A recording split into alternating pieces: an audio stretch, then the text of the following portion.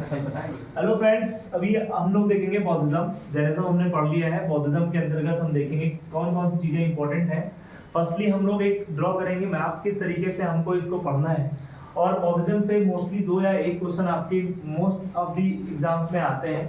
अगर हम बात करें बौद्धिज्म की, तो बौद्धिज्म में एक तो थ्योरी के फॉर्म में क्वेश्चन आते हैं, एक कॉमन जैसे कोई डाटा से क्वेश्चन आ जाते हैं। क्वेश्चन किस प्रकार से फॉर्म होंगे उनको हम लोग देखेंगे। थ्योरी प्लस कॉन्सेप्ट बोथ को हम लोग क्या करेंगे, कवर अप करेंगे।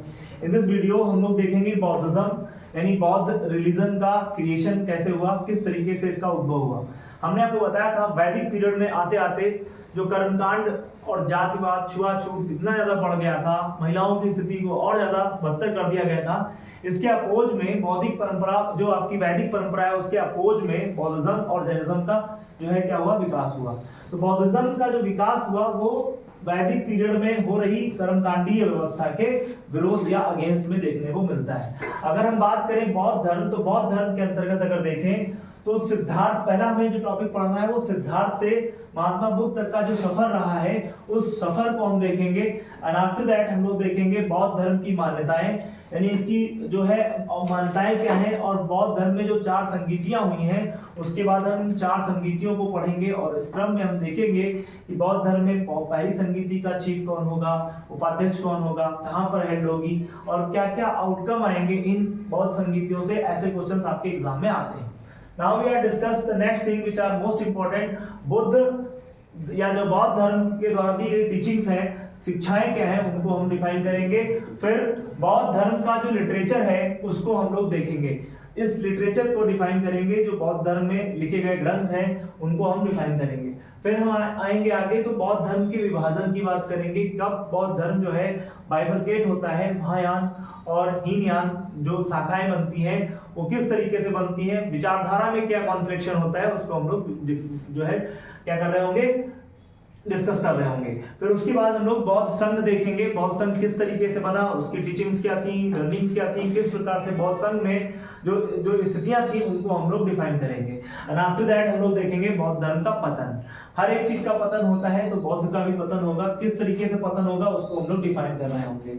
अगर बात करें हम लोग सिद्धार्थ की, तो थोड़ा सा देखिएगा, पहले हम सिद्धार्थ के बारे में समझेंगे। कहते हैं इनके जन्म की बात अगर करें तो इनके जन्म को लेकर के विवाद है, और विवाद में हमें पढ़ना नहीं है। अगर आयोग क्वेश्चन पूछता है इनके जो बर्थ क्या है, तो याद रखिएगा 563 बीसी ये आयोग ने ज्यादा मान्य है, इसको आप मानेंगे। बट एनसीईआरटी कहता है कि 566 बीसी के अंतर्गत जो है इनका जन्म हुआ, तो हमें इसके पास जाना है 563 बीसी के अंतर्गत। फिर अगर देखेंगे तो चाइल्डहुड नेम इनका सिद्धार्थ है, और बात करें तो सिद्धार्थ इनका नाम है चाइल्डहुड।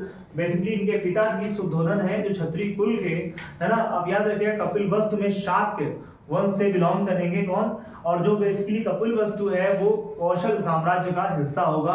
कौशल एक महाजनपद है, उसके अंतर्गत आपका देखने को मिलेगा कपिलवस्तु, और कपिलवस्तु के क्षत्रिय कुल के राजा होंगे शुद्धोधन। और कहते हैं इनकी जो माता है वो बेसिकली महामाया है, जो राम की कोली कन्या है। और बात करें तो एक ऋषि है कौंडिन्य ऋषि, जिसको कालदेव के नाम से जानते हैं। कहते हैं इनके दरबार में, यानी शुद्धोधन के दरबार में कौंडिन्य या कालदेव आता है, और इसने एक हाइपोथेसिस करी, एक प्रेडिक्शन किया, और इसने कहा कि जो आने वाला बेबी है या जो लड़का है या बच्चा है वो एक प्रकार से क्या होगा। इन्होंने क्या कहा कि जो है इसके ये जो बच्चा होगा, प्रेडिक्शन में क्या बताया कि इधर ही बिकम अ वॉरियर और अ मॉन्क, एक ग्रेट मॉन्क हो सकता है, या एक वॉरियर हो सकता है, एक योद्धा हो सकता है। तो सन्यासी प्रवृत्ति होगी, या तो फिर वो एक प्रकार का अच्छा रूलर जो है साबित होगा। यह सुन करके राजा क्या करेगा, राजा तो चाहेगा ही कि क्या हो जाए, बच्चा कैसा हो, बोलो सर, बेबी कैसा होना चाहिए, वॉरियर हो, क्योंकि वो उसके राज्य को क्या करेगा, मेंटेन करेगा, आगे आने वाली पीढ़ियों को मेंटेन करेगा। लेकिन कुदरत को क्या मंजूर है वो डिसाइड करेगा। आगे चल करके इनके जो प्रवृत्तियां हैं वो ज्यादातर इंटेलेक्चुअल थी, स्पिरिचुअलिटी से भरी थी, और ये रहस्यवादी, यानी आप कह सकते हैं ये आकाश को 2-2 घंटे तक निहारते रहते थे। और कहने के क्रम में अगर देखा जाए तो जम्बरिक पेड़, जो जम्बू नाम पेड़ है, उसके नीचे ये घंटों बिताया करते थे। राजमहल में रहते थे। राजा ने भरसक प्रयास किया कि बच्चा जो है वॉरियर बने, ना कि मॉन्क, और इसके लिए उन्होंने राजमहल को सजा दिया। बूढ़े व्यक्तियों को हटा दिया और एकदम यंग जनरेशन को वहां पर जो है इनके साथ में मेंटेन किया, ताकि बच्चे का इंटेलेक्शन कहीं ना कहीं अध्यात्म की ओर ना होकर के, स्पिरिचुअल ना होकर के, सन्यासी ना होकर के योद्धा जैसा चीजें देखने को मिले। लेकिन कहते हैं एक बार सिद्धार्थ को ये हुआ कि वो घूमना चाह रहे हैं, घूमने के क्रम में वो कहाँ घूमना चाह रहे हैं, नगर देखना चाह रहे हैं। राजा ने अनुमति दे दी और पूरे राज्य में अनाउंसमेंट कर दिया गया कि कोई बूढ़ा व्यक्ति या फिर कोई बीमार व्यक्ति या कोई जो है ऐसा कोई दृश्य राजा ये चाह रहा है कि सिद्धार्थ के सामने ना पड़े और राज्य को चमका दिया जाए, भौतिकता देखने को मिले, जो चीजें महल में देखने को मिलती हैं वो साम्राज्य में, उसके राज्य में देखने को मिले। और इस क्रम में सिद्धार्थ चन्ना जो बेसिकली इनका चैरिटर है, एक सारथी है, और कंधक इनका घोड़ा है, रथ पर बैठ करके राजमहल से बाहर निकलते हैं। और इस निकलने के क्रम में अगर हम बात करें तो बच्चे ये जाएंगे और राजमहल के बाहर ये 4 दृश्य देखते हैं। और ये 4 जो सीन्स हैं सीक्वेंस से यूपीएससी ने एक बार एग्जाम में पूछा है। ये 4 जो सीक्वेंस जो दृश्य देखे महात्मा बुद्ध, जो अभी बुद्ध नहीं है बेसिकली सिद्धार्थ है, बुद्ध तो बाद में बनेंगे, तो कौन से इन्होंने 4 जो है आपके जो है फिगर्स देखे हैं, उनको सीक्वेंस में आपको देखना होता है। तो यहाँ पर हमने देखिए लिखा हुआ है, पहला ये एक वृद्ध व्यक्ति को देखते हैं और चन्ना से पूछते हैं ये वृद्ध व्यक्ति क्या कर रहा है, तो कहा ये सर इसको झुर्रियां पड़ी हुई हैं और उसका शरीर एकदम टूटा हुआ है। तो ये पूछेंगे कि भाई ऐसा क्यों है, तो चन्ना बताएगा कि हर व्यक्ति को एक दिन बूढ़ा होना होता है, ये प्रकृति का नियम है, शाश्वत नियम है कि जो आज यंग है वो आगे चल करके बूढ़ा होगा। इन सब चीजों को ये सुनते हुए फिर आगे एक बीमार व्यक्ति देखते हैं और बीमार व्यक्ति से पूछते भाई ये कराह क्यों रहा है, इसको दर्द क्यों हो रहा है। चन्ना बताता है कि हर एक व्यक्ति को बीमारी लगती है और बीमार होना एक स्वाभाविक प्रक्रिया है।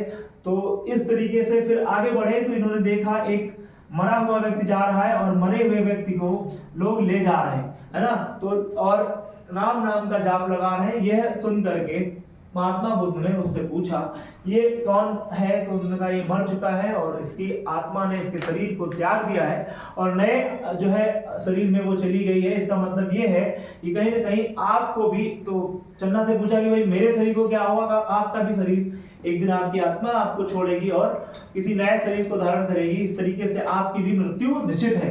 यह सब चीजें सुन करके महात्मा बुद्ध आगे बढ़ते हैं तो इनके चैरिटर ने इन्होंने एक सन्यासी को देखा और ये लास्ट सीन था जब इन्होंने सन्यासी को देखा।